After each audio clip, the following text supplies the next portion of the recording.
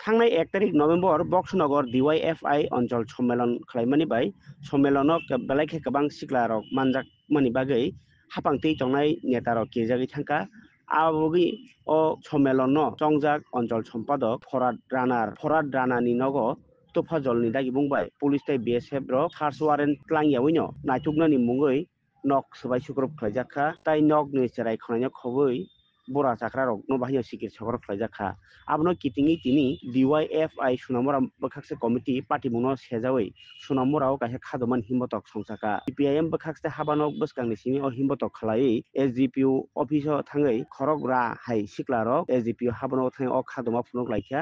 बरक सानलायो notice करै बाहिके सार्च warrant करै नग थाङै नायथुबिमान आबाहिके बरनो सातक जाखा नै अफिस खरांथि सालायखा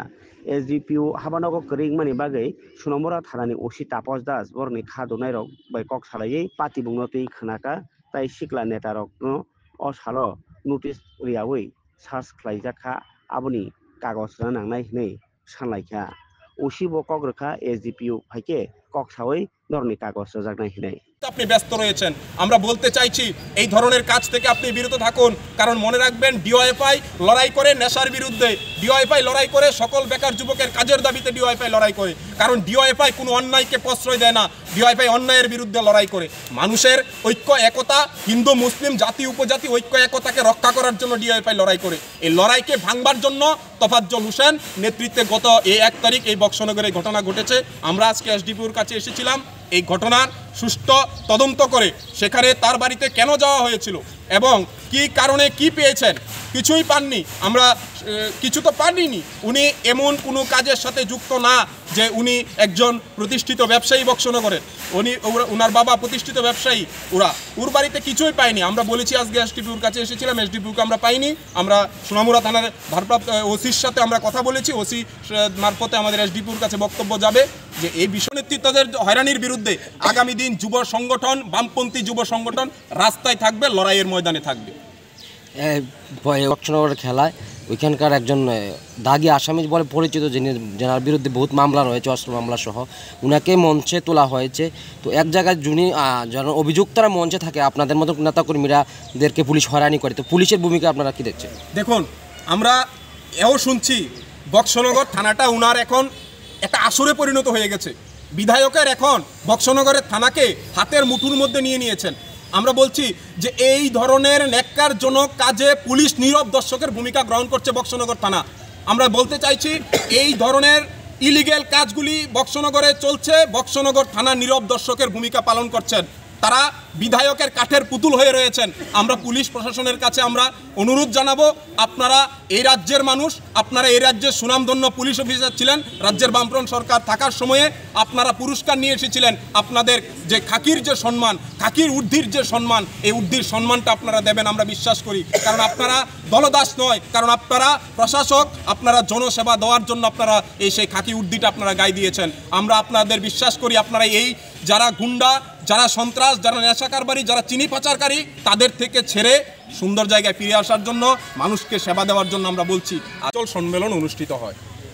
শাসকের রক্তচক্ষুকে উপেক্ষা করেই আমাদের বক্সনগরে DYFI এর অঞ্চল সম্মেলন অনুষ্ঠিত হয় প্রায় শতাধিক যুব কমরেড সেই সম্মেলনে অংশগ্রহণ করে এতে বিজেপির শাসক এবং সেই ছাপ্পা বিধায়ক যাকে বক্সনগরের মানুষ চিনে তোফাজ্জল হোসেনের নেতৃত্বে গত এই সম্মেলন দেখে উনি ভয় পেয়েছিলেন আর ভয় পেয়েই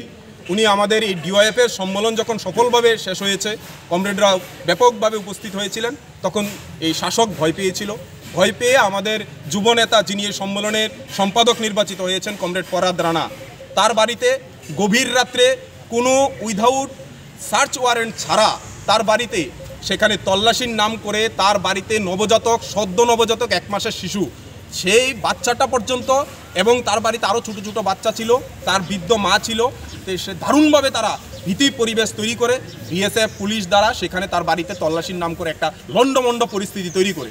আমরা আজকে এই বিষয় আমরা DYFI সোনামুড়া বিভাগীয় কমিটি তীব্র ধিক্কার জানাই এই ধরনের ন্যাক্কারজনক ঘটনার এবং বক্সনগরের মানুষ জানে কমরেড ফরাদ রানা কী ধরনের মানুষ সে তার বাড়িতে শুধুমাত্র রাজনৈতিকভাবে মোকাবেলা করতে না পেরে তার সাথে সেখানে তোফাজ্জল পুলিশকে প্রশাসনকে লেলিয়ে দিয়ে সেখানে তার বাড়িতে সেখানে তল্লাশির নাম করে একটা ভীতির পরিবেশ তৈরি করে। আমরা তোফাজ্জল সাহেবকে আজকে আমরা এই এসডিপিওর কাছে আমরা জানতে চেয়েছিলাম উইদাউট সার্চ ওয়ারেন্ট একজনের বাড়িতে কিভাবে প্রবেশ করে এবং রাত্রি 12:30 থেকে 1টার সময় এই ব্যাপক পুলিশের মধ্য দিয়ে গ্যাদারিং করে তার বাড়িটাকে করে। সে একজন এলাকার ডিওয়াইফাই নেতা, যুব কমরেড, সে এলাকার একজন